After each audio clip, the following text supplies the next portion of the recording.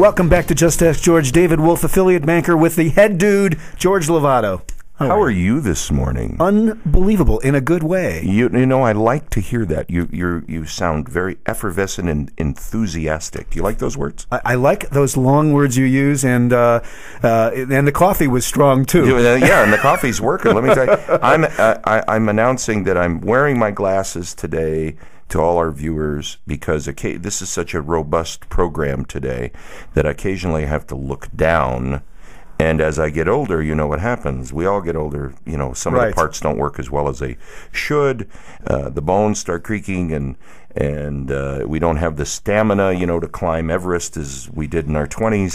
But the eyesight, they say the memory goes fifth, and the good thing about the memory going fifth is you don't know what you lost before. And I can't remember number 6, so it's completely lost. The eyesight. We are celebrating at BH Capital and on Just Ask George Radio a stellar year, 2012. It's October. It's October, and this is the end of our, October 15th is the end of our production for the year. So we call it kind of the marketing fiscal year. And all the affiliates, you included, are required to turn in their budgets for 2013.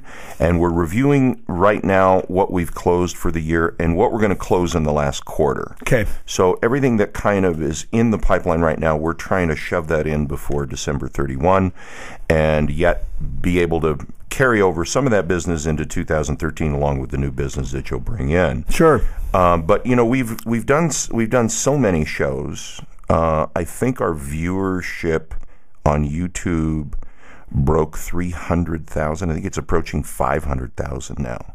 Wow. Yeah. Actually, I don't know that you told me that. I know the blog was at that 350. But I guess that they're related, very closely related because of the way you rap. Kind of, sort of. But it's, we've got so many shows out there, and some have gotten sort of this repeat, go back. People keep revisiting some of the same videos. I hear that all the time. And, we generate about 400 to 600 inquiries per month as a result of our web presence and what the affiliates do, and so on and so forth. It's the multi-channelness of the way we network, the way we get the word out about BH Capital, and also the way we educate, because much of what we do is educating prospects, clients, former clients about the process of capital formation. It's always about educating first, making them understand the universe that can help them in terms of capital formation and how that's changed a whole bunch.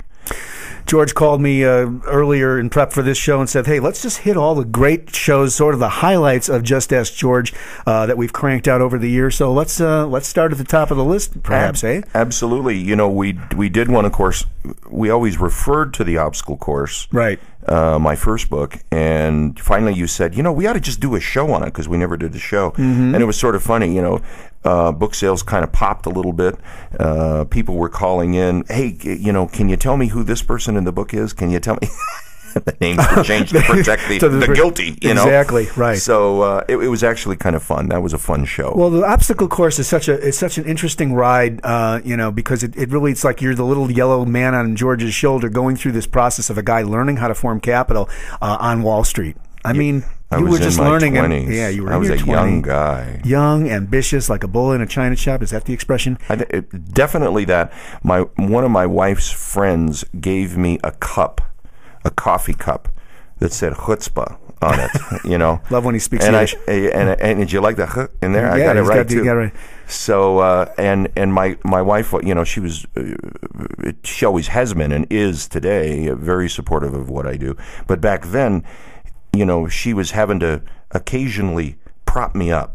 Because people were taking shots and hitting me in the head and trying to knock me over and stuff like that. And so, so she said, "This, use this to drink your coffee." I'll never forget that, man. One of the huge takeaways, Georgia, with the obstacle course, aside from just the nuances and the mechanics of doing what you did then, is that it's encouraging to business owners to understand that you're going to have these obstacle courses, and it takes tenacity to do this entrepreneurial stuff, doesn't it? Tenacity. and there's always the incidence of Providence. Exactly. Sometimes it's not all up to us. Nice segue. We're just going to segue through these. We did a show on Providence, and you told this story, amazing story of your integration with American Airlines, I think at the time, with the reservation system. A tough road to hoe. Really, really, really, really tough road. And it was so apparent what I didn't know. And because of intervention of the guy upstairs, literally the big guy upstairs, and then a guy upstairs in the airline. Right. So it just proves a point that no matter how hard we work sometimes there is the incidence of Providence. And if it's meant to be, it's meant to be. Either way, good or bad. Yeah, there's this dialectic in business of letting go, being available for the opportunities, being prepared for the opportunities as they meet your preparedness. And so there it is. Providence plays a big role in all things business. Was it about a year or two ago that you launched the microloan program with BH Capital? Or do I have that right? We test marketed it for about 6 months before we actually allowed the affiliates to go out there and get their arms around it.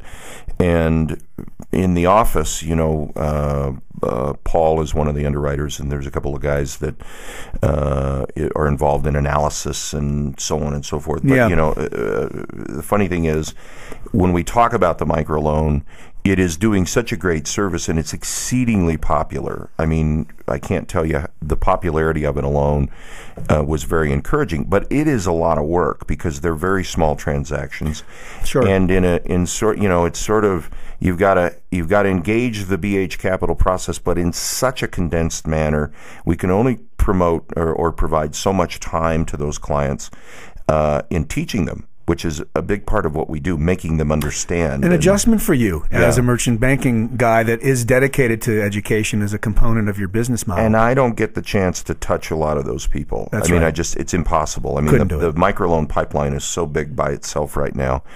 Literally, if I tried to reach out and touch all those people on a weekly basis, I wouldn't have any time for our standard engaged clients. The microloan by design is a debt-only, U.S.-based only kind of facility. It's credit-driven. It requires a FICO of a certain floor. It's not for everybody. In fact, recently I had a client call, and I thought mentally, well, this might be micro because of the size of the transaction, but actually... Size is misleading. Exactly. Because you think it's under $1 million, it automatically fits. We've got one client in here right now, which it's a microloan transaction that's transitioning into a much larger transaction. We were able to kind of pin it together just temporarily with a microloan product, but it's popular, it's successful. The next one we're going to talk about is a microloan where we made some exceptions because it's such, first of all, an exceptional person, and second, exceptional product. We always talk about people first. Right. And it's a company called ChairLogic. And I have a new best friend. Her name is B. Sheridan. And as it turns out, she's been in this town a long, long time. And there was something. She's a very sophisticated, intelligent, and very attractive woman. She carries herself. You just kind of get this sense about her that there's just so much going on, which there is. I mean, she's a PhD, she's an RN, and she's been in this town a long time. And my parents knew her way back when. Kind of funny, full circle. I didn't know about that part. Yeah. Yeah, and so we love her product. It is a device that it's a vest that allows people that spend time in wheelchairs to be safer, and it doesn't restrain them. It just is a device that helps them stay in their chair. It gives them flexibility, and they're allowed to move, and so on and so forth. And she's adapted it to utilize with babies in their baby chairs, their high chairs. And when I saw the product, I was bold. But it was started out as a microloan, and normally, credit based, boom, boom, boom, boom. But what she did need is she needed to raise some money via selling notes. Mm-hmm. And even though the microloan product does not cover that, I was so overtaken by the product and her. Mm-hmm. that I said, look, I'm going to jump in there and I'm going to help you out. And so we did a nice little successful raise by helping her sell notes. So notes specifically, talk to us about how they work. 7% interest rate, I think, is what we set it out. And I introduced her to some people that I know and some high net worth individuals that might be interested in the project. Love the product. Yeah, they have to have an affinity usually with notes, right? Isn't there? It's not a security, strictly speaking, correct? And it just, it was easy. It was, for me, it was like falling off a log. And so we raised her some money, and now she's moving to the next level. Then I went to one of our financing partners. I got down on one knee, and I said, I know this is a startup, right, and I know we generally don't do that. I said, but would you please give me an operating line? I was in their home offices. I was on one knee. And they can verify this to you. They'll tell you. So you did a spiel. I did the mea culpa. I said, look, you got to help this gal. I really believe. They said, do you believe? I said, I absolutely believe in her.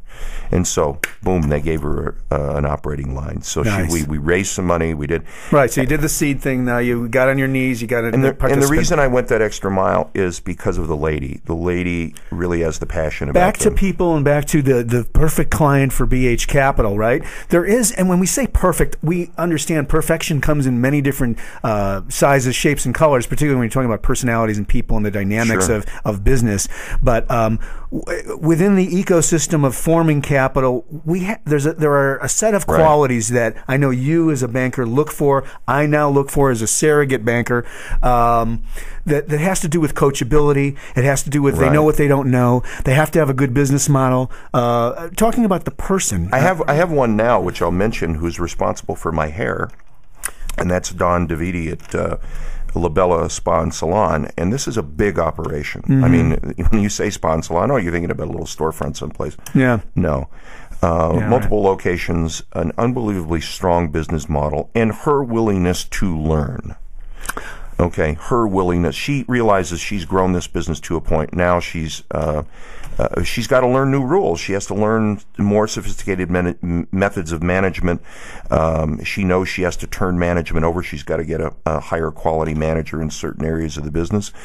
And as a result, she's making changes like this, okay, which is the way we like to work. Yes, there's a pace to this process, and we've talked about that. Yeah, it's definitely has a rhythm. So, so again, you talk about coachability. I talk about willingness to learn. I talk about the people quality, strong business model, super potential for growth. So, it's one of those, and of course we have lots of those clients on our books right now. Right. We have so many good quality people. It's really refreshing. I just bring her up as an example to somebody that is in transition to grow the business. Personal transition as the business is transitioning, as well as a business transition, both. Yeah. How cool! One of the themes that we like to talk about quite a bit within the merchant banking model is the cost of capital formation, and again back to the educating of prospects, leads, entrepreneurs that may not understand the rules have changed, and that there is a cost to doing the work we do. Interesting thing. I have all the affiliates and refresh them on the subject matter because the subject matter, evolves when it comes to cost of capital. And I had a situation that occurred this week, which was interesting. We see 400 to 600 inquiries a month that come through BH Capital. So we don't have the luxury of sitting down and, chit-chatting about each one. I mean, they either fit the model, they sort of fit our mold, or they don't. And here was this individual who was involved in starting up an organic beef company and so on, and he supposedly had 40 years experience in the finance industry. He did not clearly understand, one, the pressure we're under because of the volume of business that we see, and two, what structured finance is all about. And so trying to, one, get him in position, or the business in position for the pipeline, and two, putting him in a place where he can understand, look, if you're such a great finance guy, why aren't you financing this business? And since you're asking us to help, then you got to follow our rules, and there are costs to that. And it just, it was lost. Sometimes, and he was so overtaken by the fact that, I wasn't overtaken by his resume. Listen, guy, Well, look, I'm sorry, you might be a very smart guy, and hey, you got a great press kit. We all have great press kits. And this is tough. It's a leap for a lot of folks who, listen, we understand that as an inbound lead to us looking for capital, you're full-time, 97 hours a week, thinking, breathing, and living your idea, your business, how to survive, how to move beyond survival to a profitable enterprise. We get that this is full-time for you. But from our perspective, we have a kaleidoscope of inbound requests for capital. And so we have to balance resources with this kaleidoscope. So it shouldn't be put off if you're all important to us as you request capital with us. But we do have limited time, limited resources, and there is a cost to deploy resources against each project. The cost of capital is rising because there's just more effort behind the process. Mm-hmm. And unfortunately, his thinking was pre-1995, or maybe back even in the 70s when bell bottoms were in. I don't know.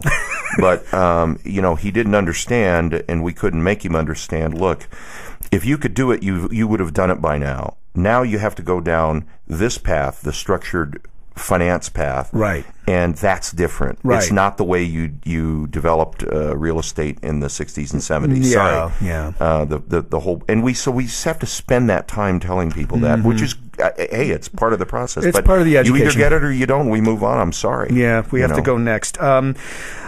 Philippe de la Chapelle, an old my friend number of one yours, mentor and main dude.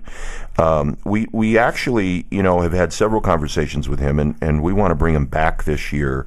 Actually, I'm going to fly him here for a show. Oh, beautiful. Yeah, and, he's a big, tall, handsome guy, and, of course, everyone loves his voice, and they love his wisdom. Yeah. And especially me, and he's been such a great friend and mentor over 20 years plus. And I think it's, when he talked about partnerships, I had so many calls, I had so many emails about that show, because what he said was so sensible. And it just resonated with people, and so I want to bring him back for another show. There's an elegant simplicity. Yeah. I remember that show well, and it's sensible, it makes sense, it's not way up in the clouds, it's just common sense combined with wisdom and his experience. It was one of our better shows, right, I got to tell you that much. No, that's good stuff. Now, we've run these shows called Stupid Without a License as a subset of Just Ask George, and respectfully, this is our chance to sort of go into a humor place, but it's, again, an opportunity for us to point to some situations that highlight how not to approach this capital formation thing, right? Yeah, it's just things that have happened in business that are in some ways pretty humorous, and I think people can relate to some of the stories. But of course, we're bringing that out in a book. We brought out an interactive ebook, which is How to Finance Your Business, which has been very popular. Stupid Without a License is just sort of a diversion, a humorous diversion. But the book that I'm really focusing on right now, which sort of connects to Stupid Without a License, but in a serious way, is the common denominators.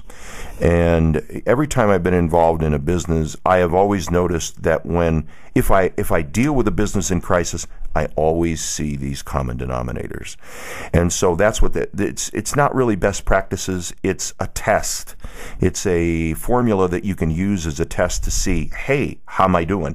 Remember when we did 3 + 3 = the brass ring? Yes. That was very, very popular. This is an extension of that thinking, but it's now talking about what you can do to be successful and what are the behaviors, the disciplines that you need in order to maintain your business on a successful, profitable, and possibly a path involving growth. So Stupid Without a License was a bunch of fun shows to do. No, they were, and I'm sure there'll be future going on that theme.